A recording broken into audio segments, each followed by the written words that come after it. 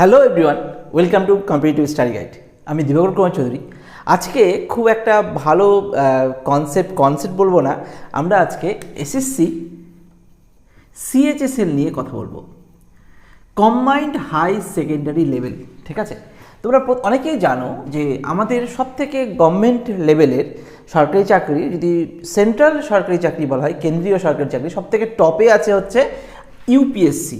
ঠিক আছে, ইউপিএসসি পরীক্ষা সবার টপে থাকে এবং যার মাধ্যমে ধরো আইএএস, আইপিএস, আইএফএস হয়।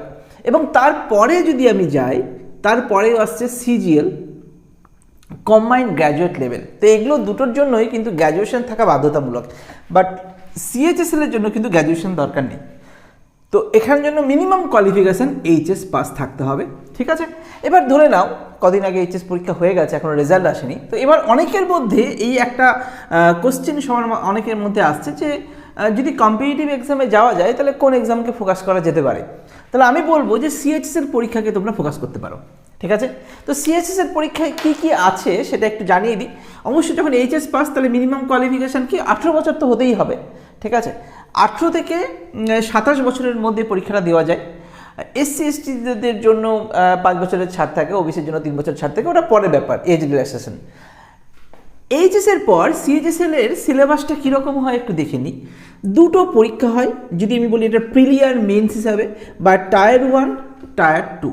ঠিক আছে, টায়ার 1-এ কী থাকে, 4টে সাবজেক্ট থাকে। ঠিক আছে, 4টে সাবজেক্ট কী কী থাকে না, ম্যাথ থাকে, রিজনিং থাকে, তারপরে জিকে থাকে অথবা জেনারেল অ্যাওয়ারনেস থাকে, আর ইংলিশ থাকে। এবং প্রত্যেকটা কতটা করে প্রশ্ন থাকে, 25টা করে কোশ্চেন থাকে। ঠিক আছে, 25টা করে কোশ্চেন, কিন্তু নাম্বার হচ্ছে 50 নাম্বার করে থাকে, মানে প্রত্যেকটাতে 2 নাম্বার করে থাকছে। তাহলে 25টা কোশ্চেন থাকছে, এবং তার মানে এটা 1 ঘন্টার পরীক্ষাটা মাথায় রাখো। ঠিক আছে, তাহলে এটা হচ্ছে কোয়ালিফাইং।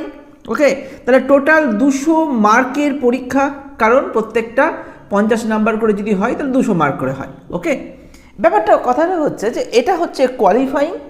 এখান থেকে কোয়ালিফাই করার পর যারা এখানে কোয়ালিফাই করবে তারা টায়ার 2-তে যাবে, এবং টায়ার 2-তে কী হয়, সেকশন 3টে সেকশানে পরীক্ষা, সেকশন 1, সেকশন 2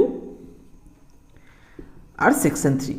কী হয়, এখানে কিন্তু 2.5 ঘন্টার পরীক্ষা। ঠিক আছে, 2.5 ঘন্টার পরীক্ষাটা মাথায় রাখতে হবে। 2 ঘন্টা 30 মিনিটের পরীক্ষা। তো 2.5 ঘন্টা কেন 2.5 ঘন্টা সেটা তোমাকে একটু বলে দিই। কারণ এইখানে যেটা রয়েছে সেটা হচ্ছে ম্যাথ থাকলো, জিআই অথবা রিজনিং থাকছে। ঠিক আছে, সেখানে কি কত করে কোশ্চেন না, এখানে 25টা কোশ্চেন, এখানেও 25টা কোশ্চেন। ওকে, 30টা করে কোশ্চেন এখানে। ঠিক আছে, এখানে একটু ভুল বললাম, 30টা করে কোশ্চেন, আর প্রত্যেকটা 3 নাম্বার করে। তাহলে টোটাল হচ্ছে 318, 180 মার্কের পরীক্ষা। এটার জন্য 1 ঘন্টা বরাদ্দ টাইম। ওকে, আর এখানে কি থাকলো, জিকে থাকলো, ইংলিশ থাকলো। ইংলিশে কত নাম্বার না, 40টা কোশ্চেন, জিকেতে 20টা কোশ্চেন, এটাও 3 নাম্বার করে প্রত্যেকটাই। তাহলে এটাও 318, 180 মার্কের পরীক্ষা। ঠিক আছে, এই যে 1 ঘন্টা, এই যে 180-এর 180 কত, 360, 360-এর উপরেই কিন্তু মেরিট হবে, এটা মাথায় রাখতে হবে। এবং এখানে কি থাকলো, কম্পিউটার থাকছে, 20টা প্রশ্ন, 15 মিনিট টাইম, 15 মিনিট টাইম, এটা কোয়ালিফাইং। আর এখানে ডেটা এন্ট্রি অপারেটর, মানে এখানে তো এটা বেসিক্যালি ক্লার্ক লেভেলের পরীক্ষা, এবং এখানে টাইপিং টেস্টও হবে, এবং 15 মিনিট তোমাদের টাইপিং টেস্টে থাকবে, এটাও কোয়ালিফাইং ইন নেচার। 15 মিনিট তোমার টাইপিং টেস্ট, মানে যখন পরীক্ষা দিতে হবে টানা 2.5 ঘন্টার পরীক্ষা হবে মেন্সে। ঠিক আছে, এখানে কোনো ইন্টারভিউ নেই, এই নাম্বার উপর বেস করে যেরকম কাটা বাজবে সেরকমভাবে সিলেকশন হয়ে যায়। ঠিক আছে, তো প্রশ্নটা হচ্ছে এটা কি সম্ভব? হ্যাঁ সম্ভব। যারা ধরে নাও যে তোমরা অনেকেই আছো যারা এইচএসটা সবে কমপ্লিট করলে, এবং এইচএস কমপ্লিট করার পর যদি এই পরীক্ষার প্রস্তুতি নিয়ে চলে যাও, যদি কেউ ভাবে যে এটা কম্পিটিটিভ ফিল্ডের দিকে যাবে, তাহলে এই পরীক্ষার প্রস্তুতি এখন থেকে নিতে শুরু করে দাও। কেন না, আমাদের যে এডুকেশন কালচারটা আছে পুরো দেশের, সেখানে একটা জিনিস মাথায় রেখে দাও যে এইচএসের পর যখন তুমি কলেজে পড়তে শুরু করলে, কলেজের টাইমে বেশিরভাগ স্টুডেন্টের যা দেখা যাচ্ছে সেখানে পড়া কম ও টাইম ওয়েস্টটা বেশি শিখে নিচ্ছে। মানে এইচএস পর্যন্ত যে রকম অ্যাপটিটিউড নিয়ে বা যেরকম অ্যাটিটিউড নিয়ে আমরা পড়াশোনা করে যাই, ঠিক গ্র্যাজুয়েশনে গিয়ে আমাদের অভ্যাসটা খারাপ হয়ে যায়। তো তার জন্য আমি বলবো যারা কম্পিটিটিভের সঙ্গে লিঙ্ক করতে চাও বা কম্পিটিটিভের প্রিপারেশনে এগোতে চাও, তাহলে এইচএসের পরে কম্পিটিটিভ সেকশানে তুমি সিএইচএসএল পরীক্ষা নিয়ে এগোতে পারো, কারণ এটারই আপডেট ভার্সন সিজিএল এর আপডেট ভার্সন ইউপিএসসি। মানে কেউ যদি মনে করে যে না এই পরীক্ষাটা কতদিন নিয়ে এগোনো যায় বা কিভাবে কি করবে, তাহলে এর পরীক্ষার পরে তুমি কেউ সিজিএল এর জন্য প্রস্তুতি নিতে পারে, তারপরে এই পরীক্ষাটা এগুলোরই উপরে ইউপিএসসি সেকশনের দিকে চলে যাবে। আচ্ছা, এবার আমি আসি যে আমরা কিভাবে হেল্প করতে পারবো এই পরীক্ষাটাতে। আমাদের ব্যাচ চলছে, সেই ব্যাচে এই প্রত্যেকটা চ্যাপ্টার খুব সুন্দর করে সেখানে বোঝানো হচ্ছে এবং বেসিক থেকে ধরে ধরে করানো হচ্ছে।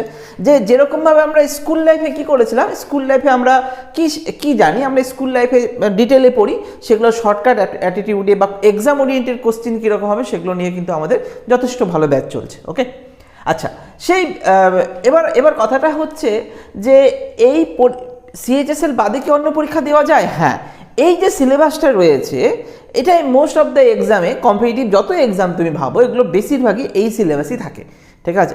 মানে আমরা যদি ব্যাংকিং প্যাটার্ন বাদ দিই তাহলে বেশিরভাগই পুরোটাই ধরে নাও এই সিলেবাসই থাকে। তাহলে যে বইগুলো ধরে পড়ানো হবে সেই বইটা তুমি নিজেদেরকে আপডেট স্কিল করে তুমি যে কোনো পরীক্ষারই প্রস্তুতি নিতে পারবে, সেটা স্টেট হোক আর সেন্ট্রাল হোক। হ্যাঁ, আরেকটা কথা বলার, আমাদের পশ্চিমবঙ্গ অবস্থা তোমরা প্রত্যেকেই জানো যে আমাদের স্টেটের পরীক্ষার কী অবস্থা চলছে, যেখানে প্রতি বছর কিন্তু সিএইচএসের পরীক্ষা হয়। ধরে নাও যে জুন জুলাই হয়তো 2026-এর জুন জুলাইয়ে কিন্তু এই পরীক্ষাটা হতে পারে।